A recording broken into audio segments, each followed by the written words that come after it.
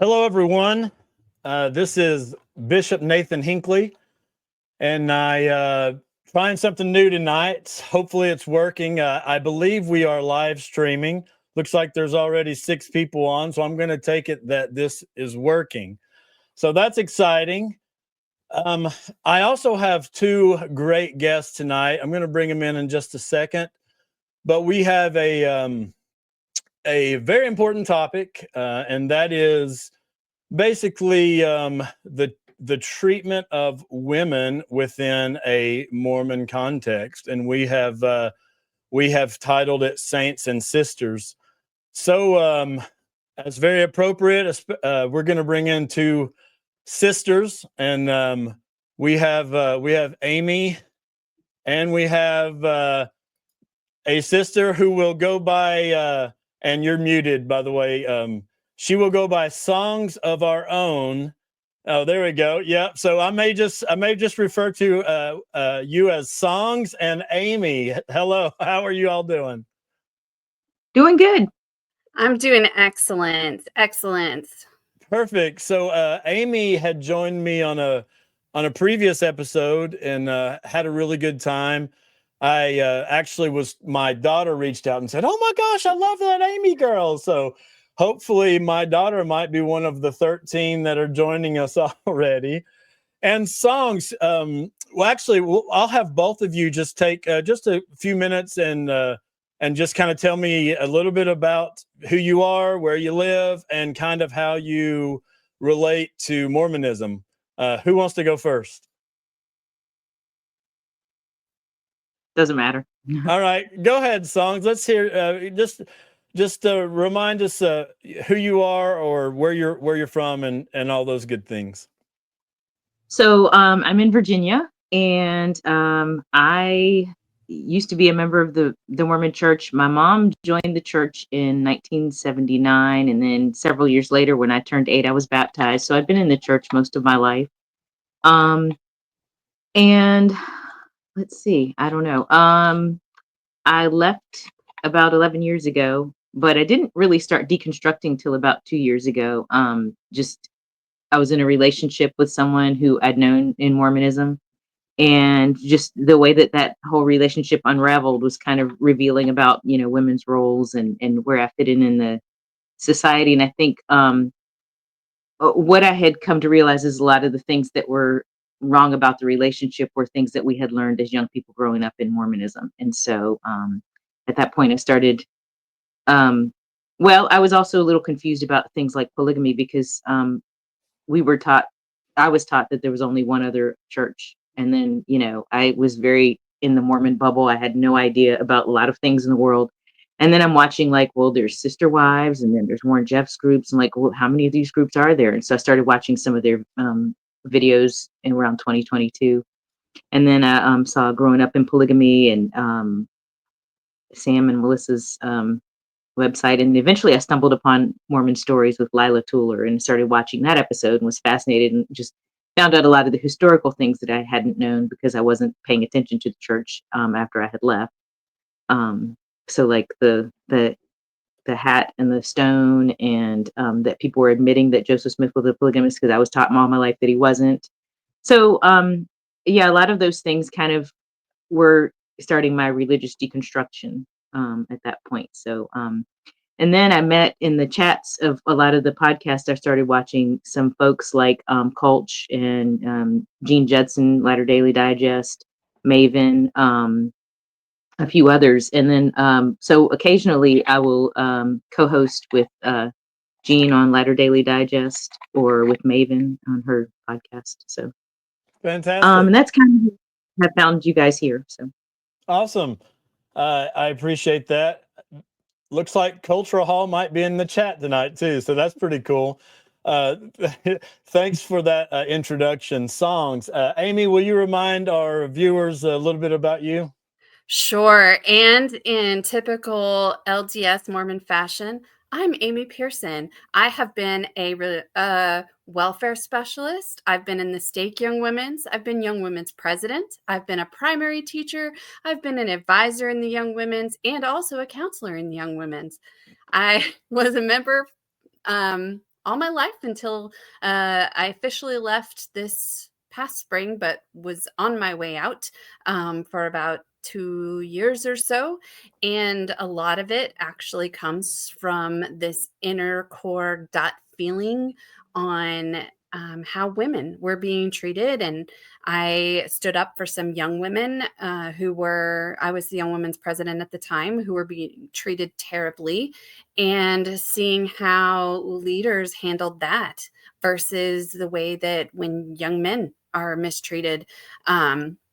It really shook me to a core. And so that's me. That's who I am. I'm here in Knoxville, Tennessee. Haven't lived here my whole life. I grew up in California, moved here to go to the University of Tennessee, not to obtain an MRS degree, but to actually obtain a bachelor's degree. And I am here now. So excited to join you again. Perfect. All right. Well, let's get into our slides here. And so we've titled this Saints and Sisters, Prophets, Patriarchy, and Women in the LDS Church. I just checked the chat and I saw somebody say his accent reminds me of home or something. So now I'm all self-conscious of it. All right, here we go. So I put this first slide on.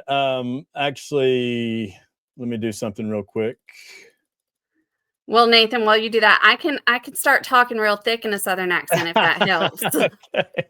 All right. So I put this first slide on, and some people might call this kind of nitpicky.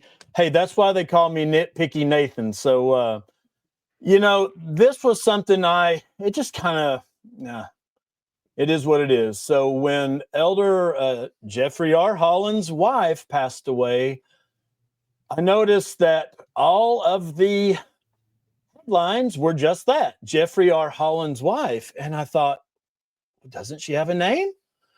And so you see there's a couple headlines there, and this one was the church news. I'll just read it there. It says, family members gathered for the graveside service of Sister Holland, the wife of Elder Jeffrey R. Holland, of the Quorum of the 12 Apostles and a former general officer of the Church of Jesus Christ of Latter-day Saints. So we get his even middle initial, which is very, very important. We get his, his calling and his, all of this about him, but we didn't even get her name. So I don't know. That's because she can't tell us her name. Okay. Well, I thought that was kind of telling about how women get treated in the church. Is that Absolutely. Absolutely. Yeah, for sure. Because something that I think, because of me being kind of who I was, like, I didn't think about those things like in the church, because I was someone kind of off in the fringe, and I never really like fully accepted like my view of my womanhood never came from the church. So I think part of that is thanks to not, going to the church until my mom was baptized. I was already, probably established in my thinking of who I am and my feeling of self. Because if I had established it in the church, I would have realized that my meaning, my significance in life only mattered in proximity to the men. And that's something that as an adult I've had to realize, because I just, you grow up thinking that that's not the reality until you see it happen to yourself, maybe in some ways, or people you know. And I think this is just a prime example of that. She does not matter. It doesn't matter who she was, what she thought, what she loved, what she did, anything that she did that was, wonderful, which I'm sure she had a really interesting life. But in the church, it only matters in the proximity to him. So, it's his wife. I can't tell you that I know her name. I'm sure I was looking at the date. I wasn't a member of the church when she was, or I wasn't active at the time when she died. Well, but I don't know her name. I don't remember ever learning her name. Yeah, I do remember that it was Patricia, and he did speak fondly of her. And so anyways, thanks for that, Songs. Let's go to the next slide, and I want to thank Aimee for preparing these slides. I was going to just kind of toss her the ball here, and we can kind of go through it however you'd like, Aimee. Okay, thanks, Nathan. So I actually feel like some of these cringeworthy quotes sound better coming from a man, because when a woman reads these words, it doesn't quite have the same effect as if a man were to be bestowing us with all of his knowledge. So I'm going to let you read the quote, and then we can react to what that is. Okay. Well, this is starting with the beginning. This is a Joseph Smith quote. Let this society teach women how to behave towards their husbands, to treat them with mildness and affection. When a man is borne down with trouble, when he is perplexed with care and difficulty, if he can meet a smile instead of an argument or a murmur, if he can meet with mildness, it will calm down his soul and soothe his feelings. When the mind is going to despair, it needs a solace of affection and kindness. Well, of course it does. What's the problem with that? So the first thing, as you were reading that, it got me thinking about when I was on the last time, the polygamy cartoon, the plural marriage teachings toward children, where Joseph was so sad that he's going to have to do this hard thing called polygamy, and Emma's there trying to console him. And that's the purpose, women. You need to learn how to behave towards your husbands. Don't have a mind of your own. Your purpose is to make sure your husband is comfortable, that your husband is happy, that your husband can move forward. I know I shared this last time, but something that was in my patriarchal blessing that still irks me to this day was that I will only be able to reach my full potential if I can support my husband in him reaching his full potential in his both vocational and church callings. And it's like, okay, so I can't go any further. I can't have a mind of my own. Yeah, I just need to come home. I think of Gaston and how he wants Belle to rub his feet and be the mother, and like, that's my purpose. That's what I need to do. And that always sat funny. And as I've deconstructed things, it still sits really funny because my relationship with my husband is very much not that way.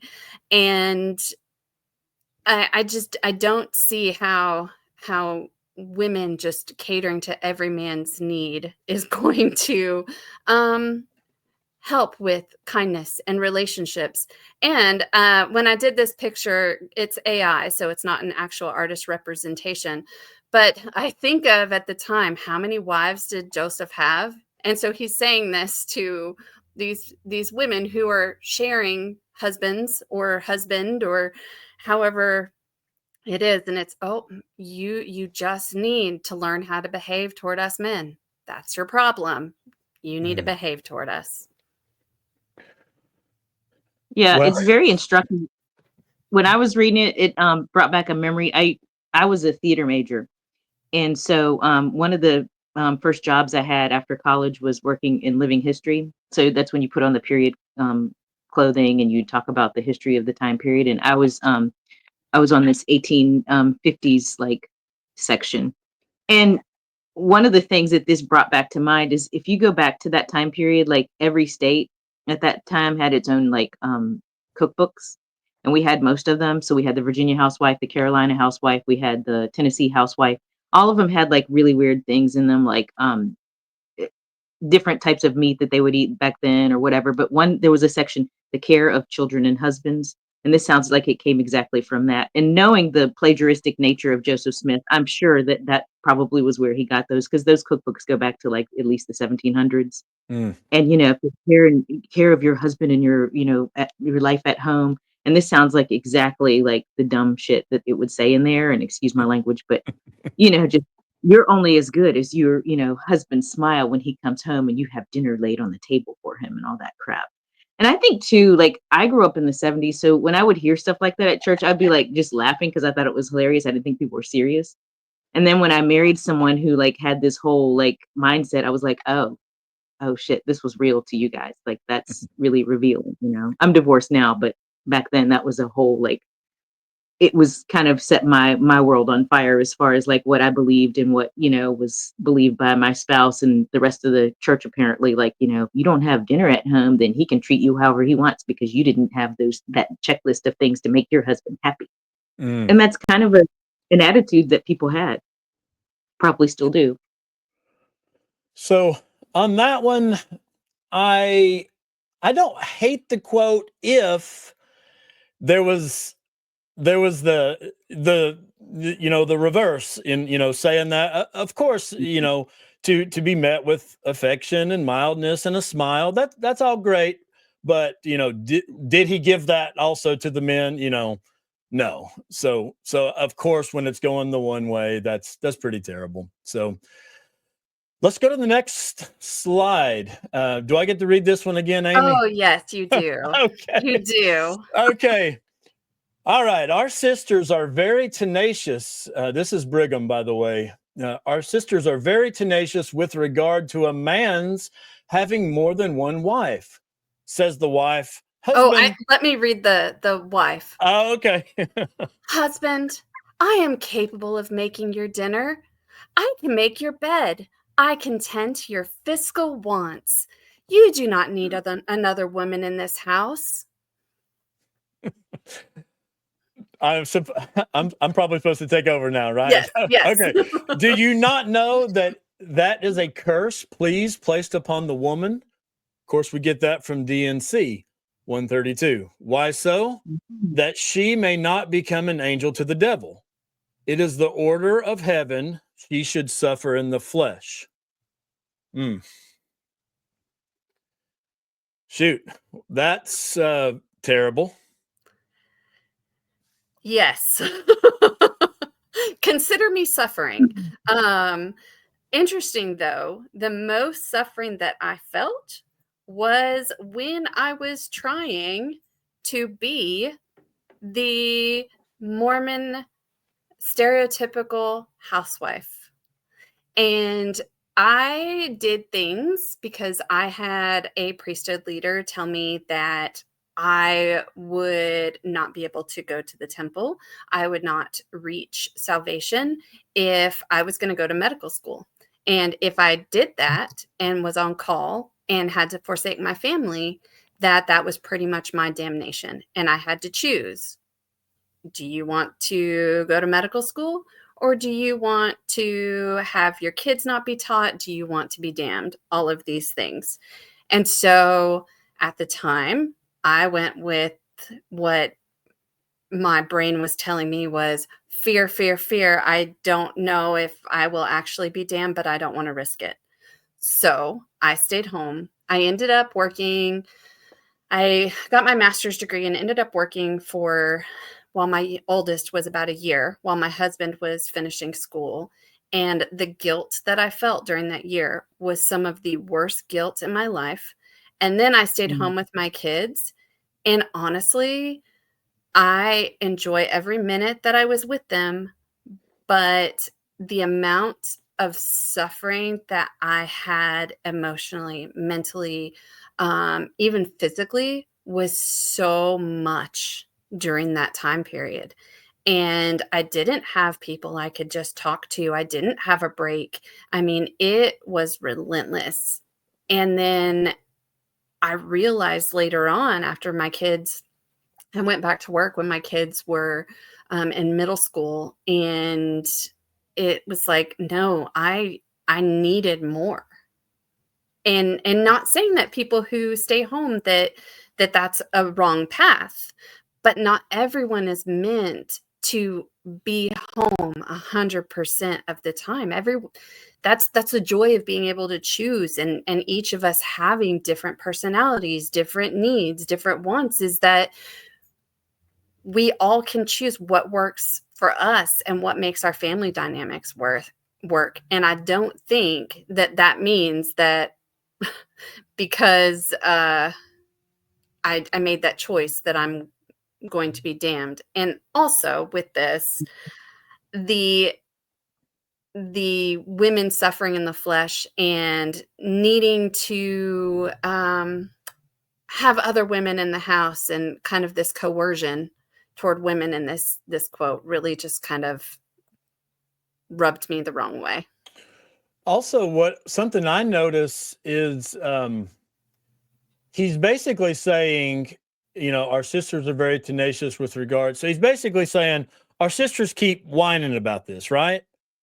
And so, but we're told that, polygamy, that everyone loved it. The sisters loved it. The men loved it. But right here, he's pretty much acknowledging that they didn't like it. They were giving them problems about it. So, yeah, we've got one more quote on polygamy coming up here next. I didn't want to cut you off those songs.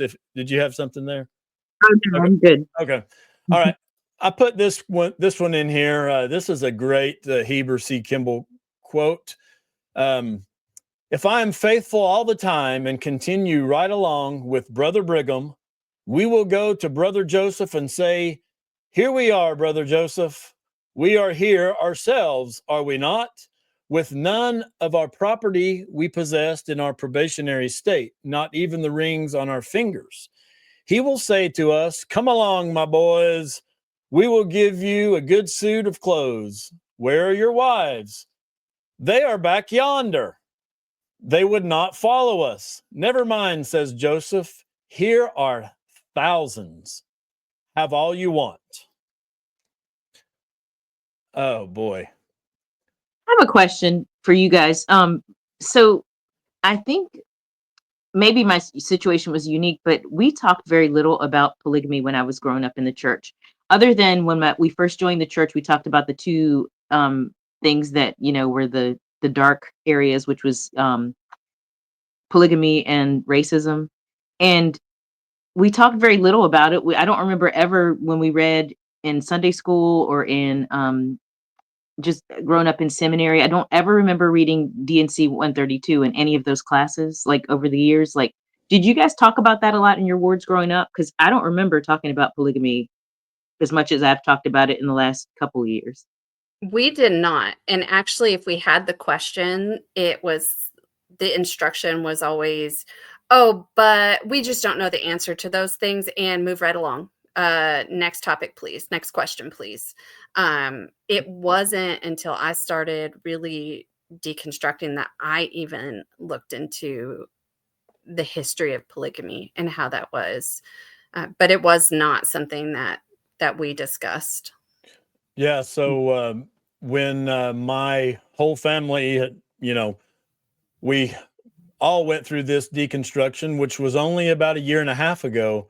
My daughter was well, first of all, she was the first one to leave the church of all of our family, and polygamy was a major issue, as it should be. But we went back together and looked at the seminary lesson of polygamy just to see what was taught, and we pulled up the teacher's manual, and there was literally 3 lines. They did it. They, we don't have to do it anymore. They fulfilled God's purposes, and that's about it. And that was just a few years ago. That she would have had that lesson. So, okay, we could spend days on polygamy, but I think we're moving along here. Aimee, Yes. shall I read? Oh, yes. go ahead. No, I was going to say, please read. Okay.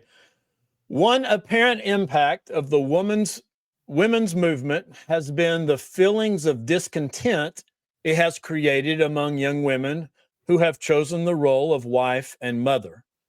They are often made to feel that there are more exciting and self-fulfilling roles for women than housework, diaper changing, and children calling for mother. This view loses sight of the eternal perspective that God elected women to the noble role of mother, and that exaltation is eternal fatherhood and eternal motherhood. And this comes from the teachings of Ezra Benson. So, to start on this, again, housework, diaper changing, I never considered that on my top 3 things of things I would be happy to do in life. And I'm sure I could change my perspective on that. I will say I have 3 kids, and being their mom is something that is one of the most rewarding things and also one of the most hard things to do, because you have that, am I raising them correctly? Are they becoming good humans? All of those pieces that go with it. But I feel like this really limits what women's roles are, especially when you try to put yourself in positions of women who don't have children, who did not get married. Are we Mhm. just, I mean, the promise is, oh, you'll be able to have that opportunity in the next life. So does that mean they get to suffer in this life? The other thing with this quote that really kind of made me scratch my head is losing sight of that eternal perspective of God's elective women to the noble role of mother.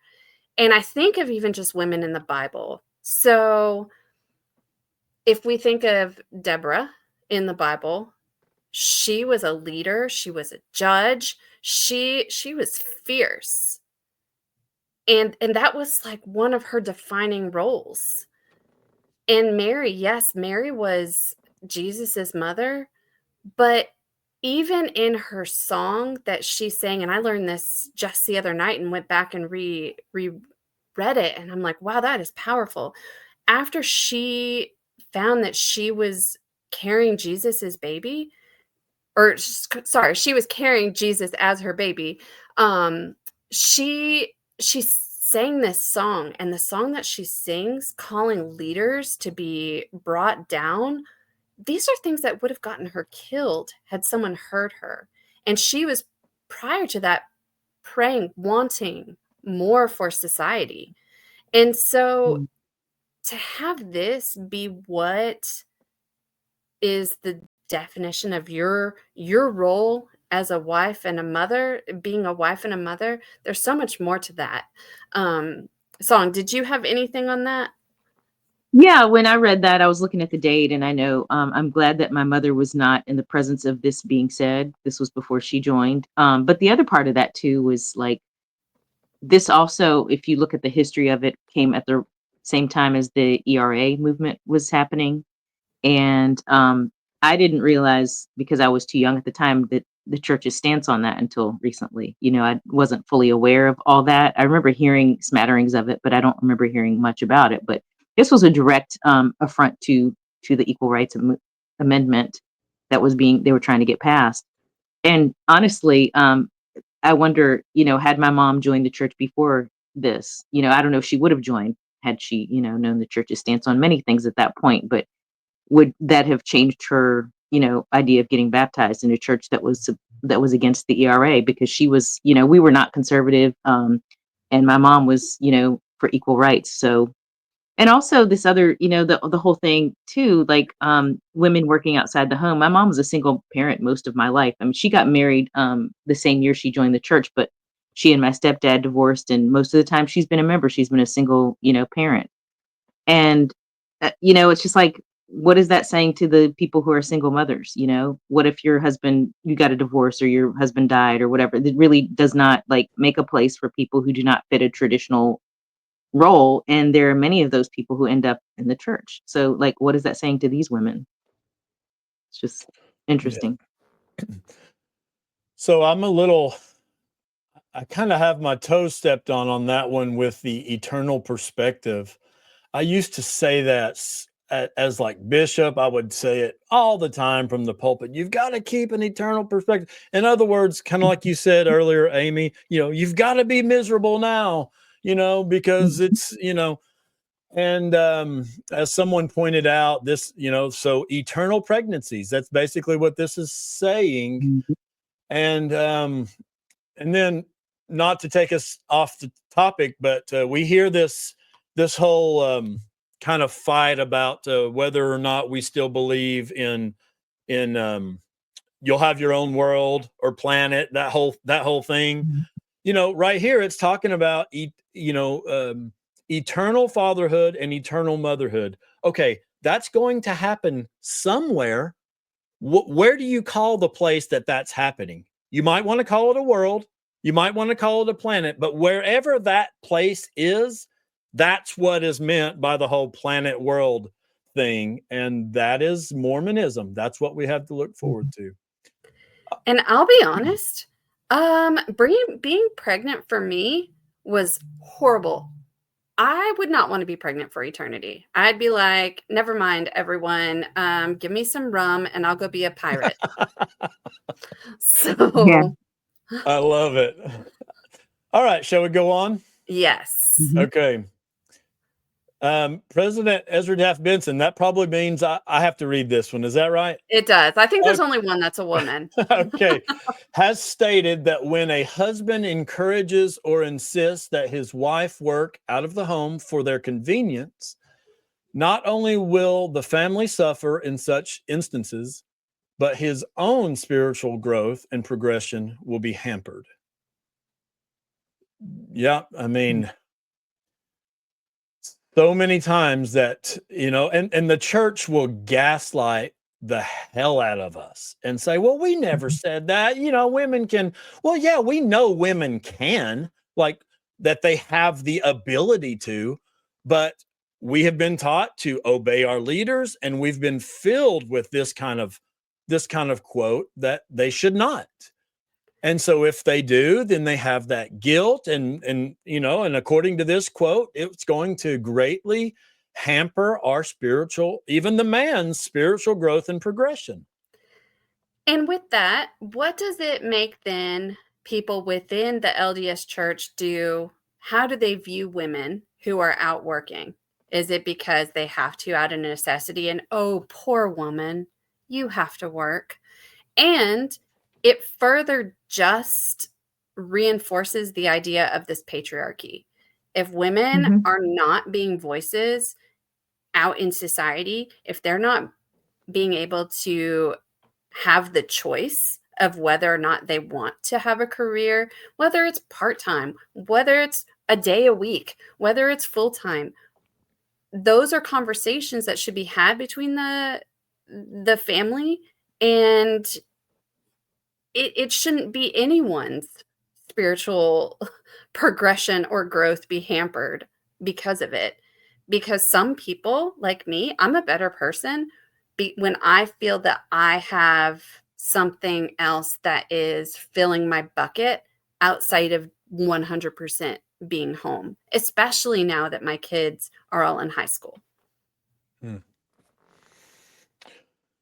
Okay, shall we go on? Sure. All right, so we're going to get into dress. And this has been something that I have written about quite a bit on my Facebook page. My wife, when we were active, which would have been, 2 years ago, and all of our life before that, she always wore what, Mormons would consider appropriate and modest and all that. Always wore her garments. If we were going to the lake or whatever, she wore her garments and then changed when she got there. She always did the things. And so anyways, once we started going through a little bit of deconstruction, and I won't go into all of it now, but she started, wearing what she wanted to wear, and got called out by some very close people in the family and friends, and it caused a huge issue in our family, and some of that still has not been anywhere near repaired. But the things the church has said about dress, especially for women, have caused an untold amount of harm. And so here's one quote from Elder Tad Callister. Was he we've got to give Brother Joseph a break guy? I think that was him. Got to give Brother Joseph. I don't know. Yeah. Okay. Here we go. The dress of a woman has a powerful impact upon the minds and passions of men. If it is too low or too high or too tight, it may prompt improper thoughts. even in the mind of a young man who is striving to be pure. Men and women can look sharp and be fashionable, yet they can also be modest. Women particularly can dress modestly and in the process contribute to their own self-respect and to the moral purity of men. In the end, most women get the type of man they dress for. So, Nathan, I put this picture here because I'm really curious. The people whose shoulders are showing, one of the people's knees are showing. Man, what type of man are these girls or these women dressing for? I mean, scandalous. That's actually such a sinister statement because if you think about it, I mean, that is like the epitome of rape culture. You're responsible for how someone treats you because of what you're wearing. That's such bullshit. People are responsible for their behavior because it's their behavior, not because of what you're wearing. I mean, no one has ever been raped because of what someone was wearing. It's always because of they're encountering a rapist. So I don't accept any of that shit. That just really pisses me off when you get that. I mean, it's really kind of just unbelievable that in 2024 we're still having conversations like this. Yes. But yet in every religion, including Mormonism, this is what's taught. You're responsible for what happened to you because you wore a short skirt or your porn shoulders, which I pulled mine out for this occasion. Your porn shoulders are showing porn shoulders. Your shoulders are porn pornography. shoulders Your body too. is pornography. Yeah, I mean, to tell a young girl that her body is pornography, what the hell kind of message are you sending? And what message are you not sending to young men or any man that, one, that he should be lusting after young girls, and two, that he is not responsible for his behavior, that someone else's clothes is responsible for him doing asinine and horrible and horrific and just awful things to people. Like, that's the excuses because, well, she was dressed in a mini skirt or her shoulders were showing or she was wearing a slutty shirt or whatever. Just I do not understand that we are still living in a society that's still sending out this message. And yet here we are in 2024. And then you have additional quotes from, oh goodness, it's on that document I sent you, Nathan, I think. If it's not, it was in 1992. I'll have to find the reference. But it was about victims of rape and how you should go back and rethink your role in that and meet with your bishop. And if your bishop determines that you had a role in that, then you need to think about how you need to repent because your forgiveness will never happen. And I remember as being someone who is a victim of rape, hearing those things and then having hammered in my head all throughout Young Women's how you dress is going to give men impure thoughts. I was both in fear and also angry because I wasn't doing anything wrong. I was not putting these thoughts into anyone's heads. And one of the things I made sure of when I was in Young Women's, which I had quite a few parents actually come up and say, are you going to actually allow them to dress? These parents of other girls come and say, are you going to allow these other girls to actually stay at the activity dressed like that? My response was always yes, because I wanted the girl to know that we cared about her and we loved her, and it didn't matter what she was wearing. Your worth is not based on the clothes that you have on your body. That's something that is God-given and is divine within you. Sorry, I can go on a whole soapbox on that for a very long time. No need to apologize. I could actually talk about this for a while too. And one of the first things that I kind of wrote about that was kind of putting my neck out there, I named it Modesty Schmodesty. And if you go to my Facebook page, you'll see it. You'll even see a picture of my sexy wife in a bikini, which she never wore and I never posted. But lo and behold, we went to the lake and I took a nice little picture and I posted it. And you would never believe people saying, and I quote, you were flaunting to everyone that you weren't living the gospel because I put a picture of my wife in a bikini. But there was so much it's part of this whole thing is the double standard. So there's a guy that Aimee probably knows, and I won't say who he is, but known throughout the state. Older man, probably in his 70s now, and super active, super in shape, muscular, works out a lot. And for his 60th, maybe 65th, whatever birthday, his wife posted a picture of him online. He's like, I'm so proud of my husband, you know. And the guy looks amazing. If I can look like half as good as that, I'm happy. The guy looks amazing, but he was shirtless, you know. And so I'm looking through all the comments, and of course, mind you, you know, stake leader, everyone in the stake, all of the friends, almost all of friends, all Mormons and active and whatever. Everyone is, oh, congratulations, he looks great, blah blah blah, just praising the guy, which is fine. I think we should, but you change the genders and all of a sudden everyone is going to be tearing her down. You need to cover up. You're flaunting to everyone that you're not living the gospel. Oh man, I could talk about this shit for a long time. Which fast forward how many years in the future, and these same groups of people have made comments about a female who would post pictures of herself working out, exercising, these things, and people have an issue with it. The same people who were liking that other, and I made it, I noted the same people on both who would Right. who would say things negatively but liked the other.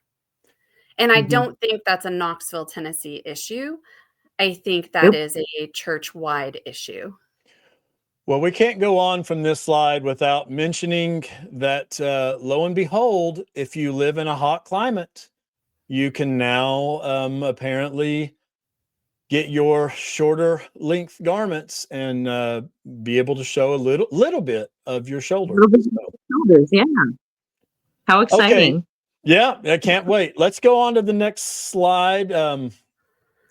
So this speaks of the three evils, the three, Yes.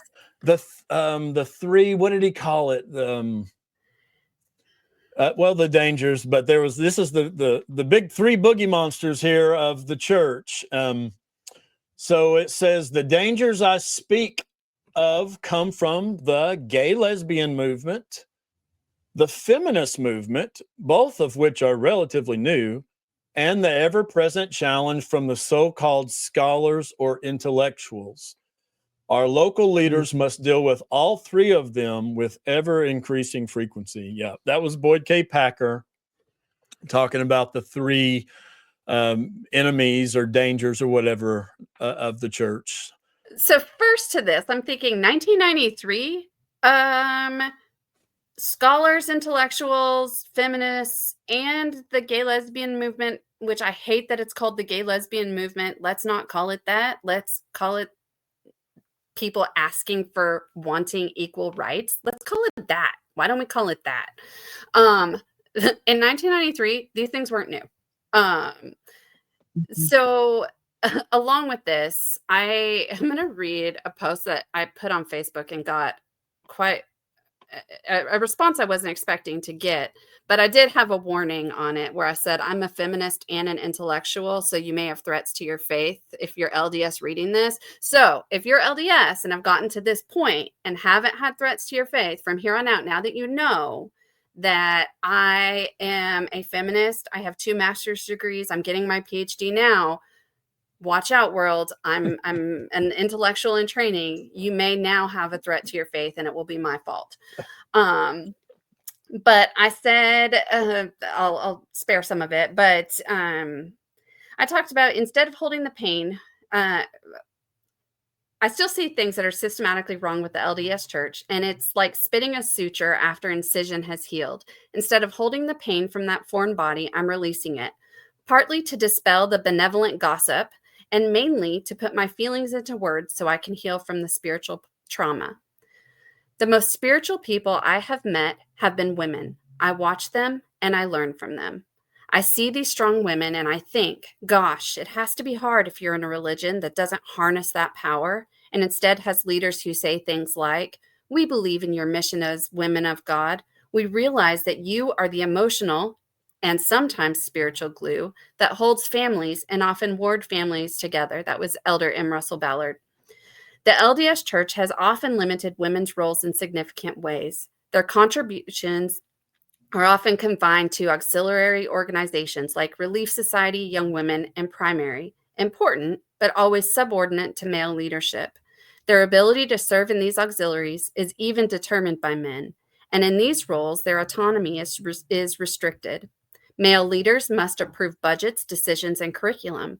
For decades, the temple endowment ceremonies included language that emphasized a woman's obligation to her husband rather than directly to God, reinforcing that hierarchical relationship. While changes have been made in recent years, these patterns remain a reminder of the historical and ongoing relegation of women to secondary roles. I can say for myself, it was hard for me to fit in a place where I did not feel valued and felt like a second-class citizen. When I chose to speak up about very wrong things that were happening, I was in turn deemed a problem. I was an emotional, and this was a direct quote from someone in the stake presidency, attack dog, according to male leaders, because I was standing up for things that were wrong. And at the time, I was speaking up about young women who were being severely mistreated.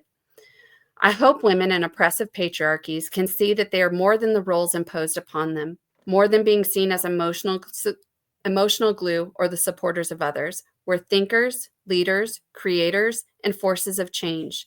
To see incredible women reduced to stereotypes of softness, submission, and support is disheartening.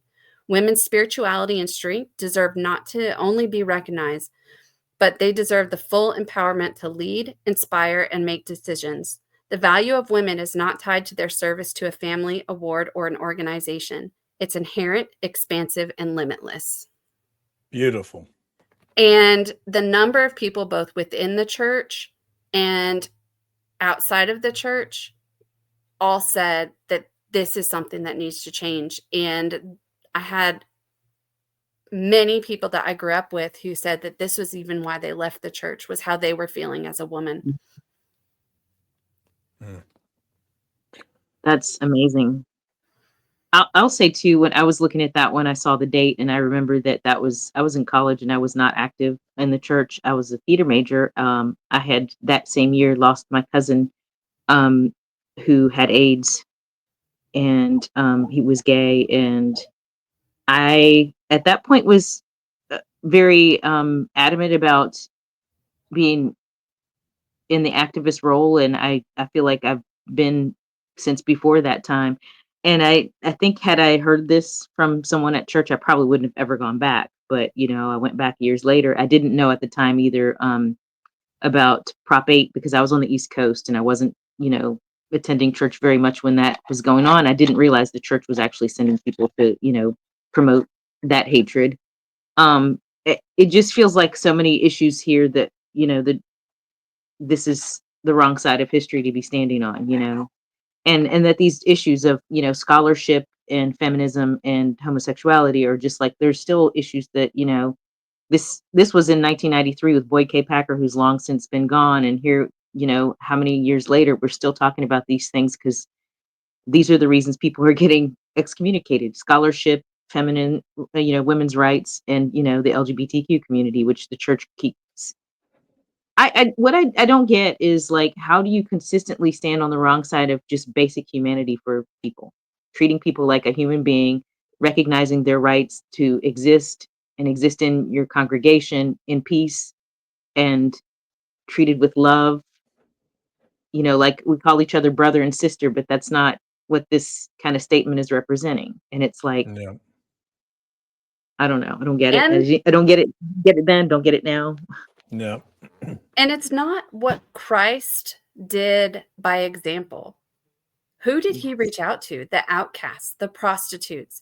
He was ministering to those who are being, yeah, there's the Pharisees, Sadducees, they were scholars, but he was ministering to those who were being pushed aside by mainstream religion.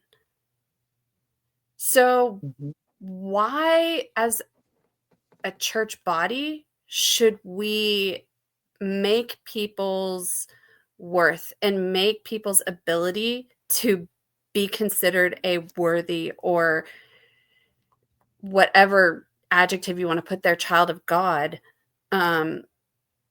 why do we make that contingent upon whether or not they want to have equal rights, whether or not they want to be able to stand hand in hand next to someone else and say, God, love me for who I am?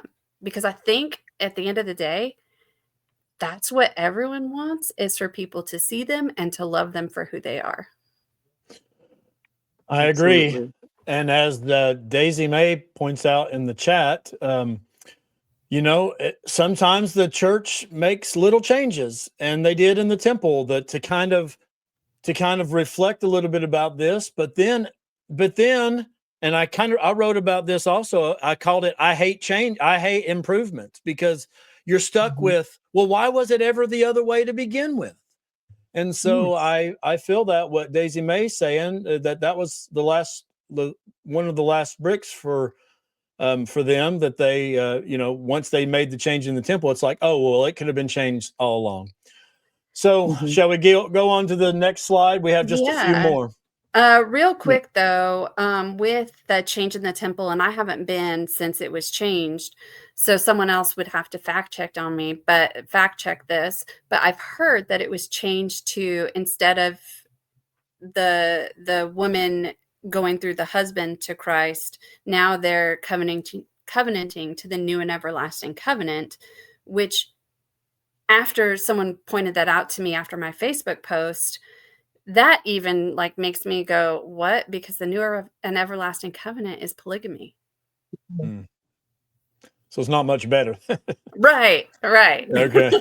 Well, yeah, they changed the terminology. At least she's not covenanting to follow the husbands. But yeah, as you point out, you're basically doing the same thing. So, okay, so the bishop presides over every person in the ward. Hey, that was me. And directs their local church activities. All of your adolescent life, you will be under the direction of the bishop. He will appoint leaders and supervisors to do his work, but he will be very much interested in your progress. Your life here will be constantly weighed by him, for he is the judge of your worthiness, to receive higher ordinances and to be worthy to go to the temple. If you are going to go ahead. Quick, just to put this into context, this was actually something that came from the old young women's manuals before things changed over to the Come Unto Christ curriculum, or is that what it's called now? I think so. Yeah. Whatever it's called, the new stuff. Okay. This was the old young women's manual. So anyways, this is geared toward those young women at the time, 12 to 18. Perfect. All right. Can I say something too? I'm dating myself, but I checked because I was trying to figure out what year this was, because I put everything in a timeline in my head. The date on this actually says 2010. So when you say the old, mine was much older than that. So this is a newer policy to me. 2010 is when this is dated to. So. Oh, I see, Daisy. Yes, Daisy, you're right. Come follow me. Sorry. There you go. Yeah, I remember when I was in the Young Women's Presidency second time, that we were using these manuals, and how horrific these manuals actually were. They were awful. But anyways, go on with the quote. Okay. Continuing. If you are going to work in the church system, you will learn to be obedient to your bishop. If you get into trouble, you will be wise if you seek his advice and counsel. He has been designated by the Lord and appointed by the president of the church to be responsible for you and to make sure you progress according to your worthiness. And when women forget it. Oh, no, that's something different. Oh, sorry. Sorry, I didn't see the bottom. Your worthiness and ability. Okay, had something covering it. Okay, so let me just say this. Both of you two are much more, learned. You have a lot more experience However, if you were in my ward, I would be the one telling you what to do. I've never been to a day of college in my life. Not saying that that's required, but there were a lot of times that I had people come in and I'm just sitting here like, what do you want me to say? I had people asking, should they have another baby? Because one baby was not healthy. And so they wanted to know, should they have another one? And I'm like, what do you want me to say? I mean, I had all kinds of things that people trusted and me to tell them. And I oftentimes tried to, go to your home teacher, go somewhere else. This is ridiculous to put all of this faith and trust in the bishop. I'll tell you this, I can count about 10 bishops right now that I know of who are not active or, don't go anymore. So, which I'm one of them, and so some of those bishops, sorry, my headphones come out. My point was that some of those bishops I'm referring to were excommunicated and did some things that weren't so great. So my point is that the bishop is no different than anyone else. And So go ahead. something along the lines with you just said that, some have been excommunicated. I'm not going to say when this was, when I was Young Women's president, because I don't want people to be able to figure out anyone in particular. But there was one bishop in particular that, after multiple young women had interviews with him, he had asked things that crossed the line. I mean, granted, bishops' interviews, like asking things about masturbation and fornication, all of these things, no young woman, no young person should have to go sit in front of someone. No adult should have to sit in front of someone else and be asked those questions and be expected to answer those to be determined if you're worthy or not. But it feeds into that rape culture that Song talked about earlier. And if you're not able to speak up, if that's your authority figure, what are you going to do? Where are you going to turn? And I had these young women on multiple occasions asking me, what do I do? This made me feel uncomfortable. He picked me up after the interview and hugged me, and it made me feel uncomfortable. But this is my bishop. He's the one who determines if I can go to the temple with the rest of the youth. I don't want to be the one not going. Others have asked, like, I did make out with my boyfriend and he did touch me. And, now does this mean that I have to have these conversations with some man in a room alone? It sets things up for unhealthy boundaries, the lack of boundaries, lack of teenagers, women, adults, whatever, being able to even speak up for themselves. I had a bishop actually ask me how often my husband and I have sex. And what do you say? Like, I was at the time dealing with some really heavy stuff, and I just don't even, like, what do you say to that? And this is the person, like, if it's an authority figure. And when you're already dealing with things that happen to you because of authority figures, it makes you even more voiceless.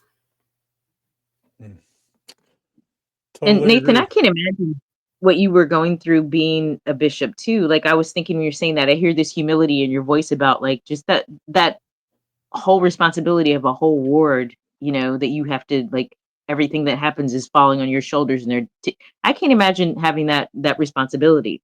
I'll say that, though, too, in the 30 something years that I was a member, I got lucky that I never had, a bishop who was, um, asking inappropriate sexual things or doing things that, I felt like I had all people who were, trying to do the best job they could. And they were, they made efforts. I won't say that that was like that throughout our stake, because when I was a beehive, I was 12 years old and I joined beehives. And the first thing I heard was there were two bishops. And this was around the same time in our stake who, I don't even know that they were excommunicated. I know nothing. I know it wasn't reported to the police because that's the time when it didn't happen. But they had both been caught molesting girls who were a couple years older than me. And like, so, that was always a concern kind of in the back of your head, but your parents would still send you alone, with the men. And I mean, luckily I was in a ward where I had, trustworthy people who weren't trying to do something odd or strange or whatever, or sexual in nature, but they were out there and we were aware of it. But I just feel grateful that that was not my experience. But I know many women especially since I've left the church, who've had, bishops who were just really sexually inappropriate in one way or another. So Yeah. it's a lot of responsibility. And then we talk about this whole thing of discernment, which we all assumed that was a thing, but it's really, that word means absolutely nothing. Yeah. As far as the bishops, I can tell you, bishops, when I was bishop from 2013 to 17 or whatever it was, so sometimes bishops get a bad rep or whatever for asking the sexual questions. And I agree now they shouldn't. But if the bishop is doing what he is told from his leaders, then he does ask. We were told, and I shied away from this, but I did ask this, especially to the young men. They said, well, don't ask your young men if they masturbate. Ask them when the last time they masturbated was. We just assume that they do. Of course, it was never that blatant with the young women, but they did tell us to mention those things. And also, of course, now the church allows for another parent to come in, but I've never seen it happen. They know it can happen, but I've never seen it. Maybe it is more common other places, but that's not my experience. I also think too, I can't remember how many years ago, but there was a mission president who came from the Chattanooga stake who, and I don't know if you remember this, Nathan, who ended up, he had done things to some of the female missionaries. And then with that in the movie Heretic, I thought the movie Heretic had me thinking about that all over again. And then when I came across this quote, it had me think about it all over again as well. And, is it really safe to send sisters out on missions where, again, the mission president is presiding over them and, they're knocking on people's doors? I mean, is it safe to send men out? But not that women are these delicate flowers, but the way that the authority in the LDS Church is kind of placed on, you become submissive to the man. Is this a safe thing to even be doing? And I just asked that as a question. I'm glad I don't have to deal with that with my daughter, since she is very outspoken against the LDS Church and wants to nail her theses to the door, but it would break if she did it. So that's I don't know, just thoughts. Yeah. All right. Well, we have a few more slides. Shall we continue? All right. Let's talk about women and their pettiness. Oh, I'm so petty. And when women forget their pettiness and selfishness and submit themselves to their own righteous husbands as unto the Lord, and when they are subject to their husbands as the church is expected to be subject unto Christ, then will the divorce rates reduce and families will grow and children will be happy, laughing children. It really all just hinges on women forgetting their pettiness. 100%. That's what makes marriages crumble. Women, you're so petty. Stop it. Petty hopes and dreams, a life of, career. Those are so petty. Yeah. I just want to have a voice. I don't want to be changing diapers all day. Hey, I may want some help changing those diapers. I'm exhausted. Yeah. Petty equality. Yeah. Yeah. Yeah. Oh, Spencer W. Petty break Kimball. from all the work. Yeah. Yeah, that wasn't his only problematic quote. He has a whole book of them with the miracle of forgiveness, but we With this won't go. too, I thought of women who may be in abusive relationships Mm. and how hearing something like this could make them feel even more so like they have no way out. Yeah, And that it's their own fault. If there's Yeah, problems in the family and the children aren't laughing and absolutely. being happy, they must, it's on them. I grew up It's in a a vicious toxic cycle. family. Mm. Yeah, it is a cycle. I grew up in a toxic family where my parents fought with each other all the time. Mm-hmm. I guarantee if my mom had just listened to my dad, that we would still not be laughing and happy children because that toxicity was still there. Mm. Oh yeah. I mean, like my mom and my dad was her first husband, and like their relationship was tumultuous, and like my only memories are like violent ones. And they divorced when I was probably 3. And then she remarried my stepdad years later, and still not a peaceful marriage because she was Mormon and he was Baptist, and it was just like constant, conflict. And then, even myself, I was married to someone who was violent, and I remember being told, well, if you only had dinner on time, then he would, he wouldn't be violent. And that was my pettiness of not having dinner on time. So I got really petty and I made sure it was, and then nothing changed. So, these petty women that just want to be not abused and, treated equally and, just treated with fairness. And yeah, it's all on the petty women, right? All And right, it's not Aimee. enough if you don't feel guilty. Yeah. Sorry. Aimee, you're up with your read here. Oh, Okay. Young women, you will be the ones who will provide the example of virtuous womanhood and motherhood. You will continue to be virtuous, lovely, praiseworthy, and of good rapport. You will also be the ones to provide an example of family life in a time when families are under attack, being redefined and disintegrating.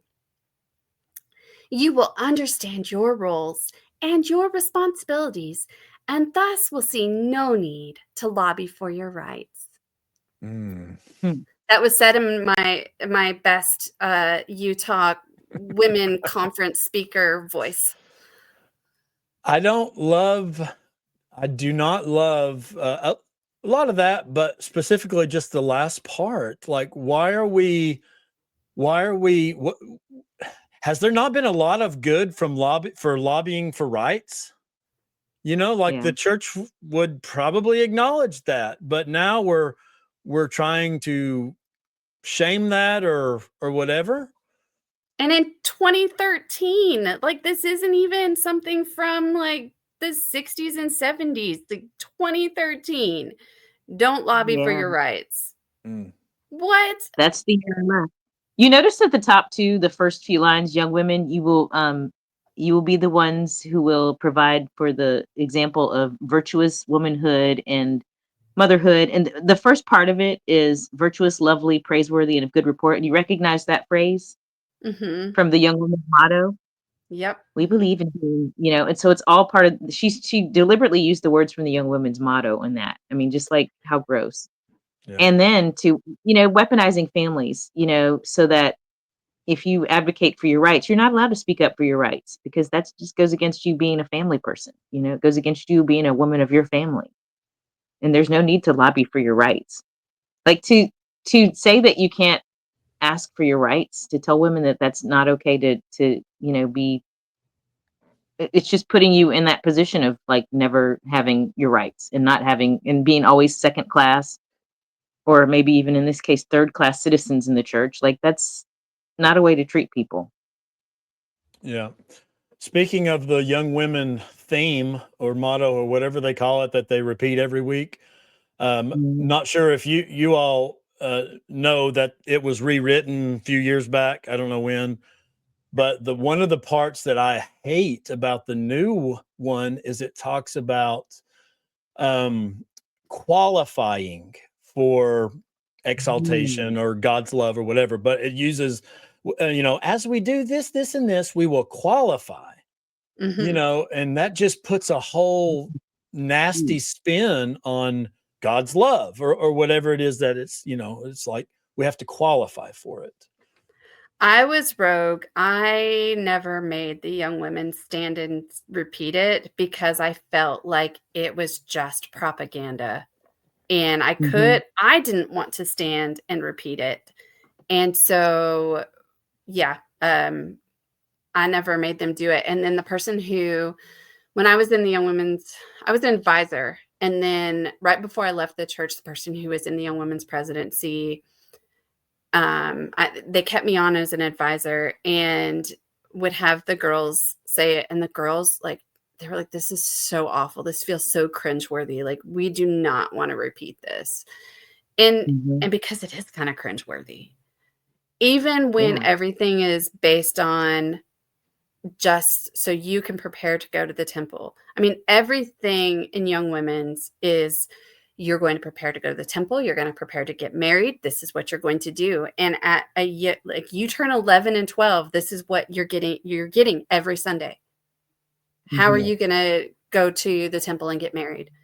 And why is this something that we're thinking of at 11, 12, 13, 14, 15? Like, why are we thinking about this? Why don't we think about like, hey, what are your talents? How can you foster things that you're good at? How can you become a better person? How can you serve in the community and not serve to say, oh, look, I'm a member of the church and this is what Mormons do, but actually find something that interests you and serve and be a part of something and really learn how to be the best person you could be. It's not about marriage. It's not about the temple.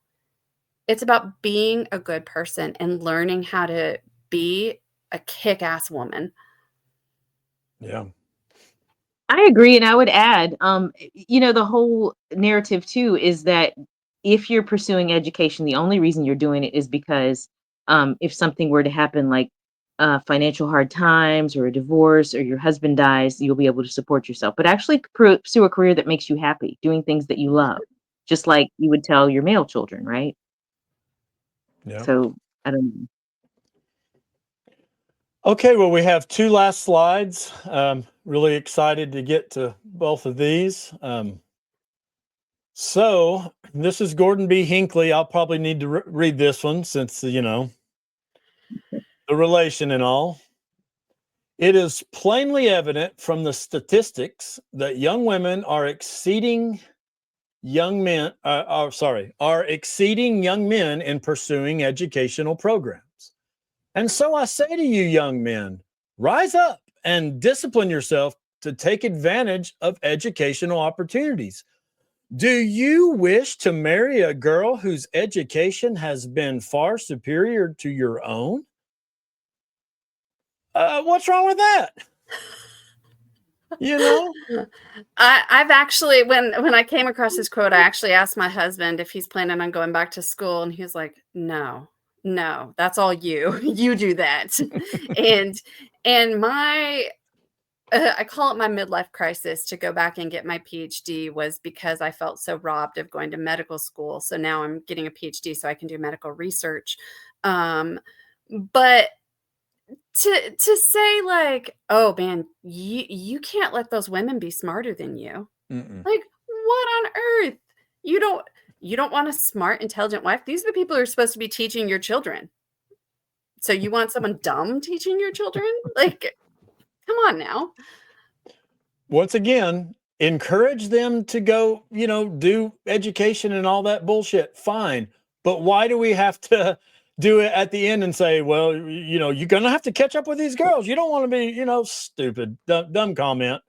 Dumb Beaten by a comment. girl. Yeah. Yeah. Isn't that? Yeah. Yeah. You guys need to start studying like a girl. All right. All of this has boiled down to our last slide, and anybody that knows Mormonism and knows this topic probably has come across this slide, but it would not be complete without it. Do you want to set this slide up at all, Aimee? I will set this up. And to set this up, I want you all to know I have my favorite lipstick and lip gloss here. So for days that I want just a very nude, neutral look, but want a little bit of hydration and plumpiness, I use the Ilk Makeage. I don't know how to pronounce it. Something, whatever. And it's their lip plumper, and it works really great. So for people following along, great. And I get no money from this. My favorite nude lipstick, this is by MAC, and it's just a very neutral color. So favorite nude to wear with any style clothing, dress up, dress down, really works with any color. My favorite moisturizer. So my lips get really dry. So when my lips get really dry, I like to use the It Cosmetic, and it's still more of a nude color. I'm a natural redhead, so I can't go too boisterous with my lipstick, but you can probably see here. Here, hold on. I got to put you on solo now. Can we? Yeah. You can probably see here. It's a very neutral color. Now, a little tip that a friend named Becca McCombs taught me, shout out to Becca, is if you don't want to get lipstick on your teeth, don't do the whole little blotty thing. This is going to look really bad. So please, if your mind's in the gutter, get it out of the gutter before I do this. But and then it gets the extra on your finger, and then it doesn't get it on your teeth. Oh my gosh. This is my new lipstick that it's a little bit darker. It's by NARS. And I got this to wear with my shoulder porn dress at a company cocktail party. And you could see it's just a little bit darker. Mm-hmm. Yeah. So I put these on so that I can make sure that I'm going around and following the advice on the next slide. Okay. All right. Well, I was going to play the video for it, but we'll just read it. This is Elder M. Russell Ballard at a 2015 Young Single Adult Devotional. If you just put in, put a little lipstick on, you'll pull this up. Anyways, it says, let's see. Elder Ballard suggested to women that they don't wander around looking like men. Put a little lipstick on now and then and look a little charming. It's that simple. It's that simple. I mean, I just gave you 4 different options right there. Oh, yeah, you can see that whole video quote. And he says it as he's kind of joking, but it's like, here's something about comedy, about jokes. They have to kind of be a little bit true or they're not a joke. And so, he's like, come on, what he's doing, he's trying to tell the young single adults to go find you a woman. And it's like, men, go do this. Women, put a little lipstick on. Look a little charming. Don't go around looking like a man. Yeah, it's hilarious. It's hilarious. And it's exactly what you would expect from your grandpa or your great grandpa, right? And I've wrote about this 1,000 times. Like, if these apostles can just be grandpa, then it's perfectly in line with what you would expect from an older generation guy. Put a little lipstick on, look a little charming. And while they're at it, they'll remind you about how they used to garter check women too. But as we all know, they're not just old men with, sometimes decent ideas. No, these guys are speaking for and in behalf of the Lord Almighty, telling you to put a little lipstick on. The Lord of 50 years ago, though. Yeah. Lord is always 50 years or so behind. So you're right. Yeah. Everything trails by 30 to 50 years in our church. I think if any of these people are listening right now, apostles, general authorities, you want a business idea? Start a lipstick line and make it called Charming. And then you can have all the different shades and the type of man that you can get with each shade. I love it. Yeah. Well, Yep. you didn't expect to get business advice here on the bishop's interview, but that's exactly what you got. And I could not thank Aimee and Songs enough for joining. It's been an hour and 20 minutes of just pure bliss. And even though I sound sarcastic, I truly mean that. Oh, well, thanks. It's been great. Thank It's been you. great. Been Therapeutic to fun. be on here. I hope that Yeah. you'll both join me again sometime in the near future. And I want to thank all of our viewers. We've had quite a few and a very lively chat. I tried to star some of those, but want to thank everyone. Of course, we would appreciate you to like and subscribe and do all that stuff. And we'll continue to bring you exciting information like what we've done here tonight. So thanks again. Any last words from you two? Thank you. I'm going to go wash this lipstick off and put on some sweats and a sweatshirt and look like a man. That's what I'm going to do. All right, everyone. Thanks again.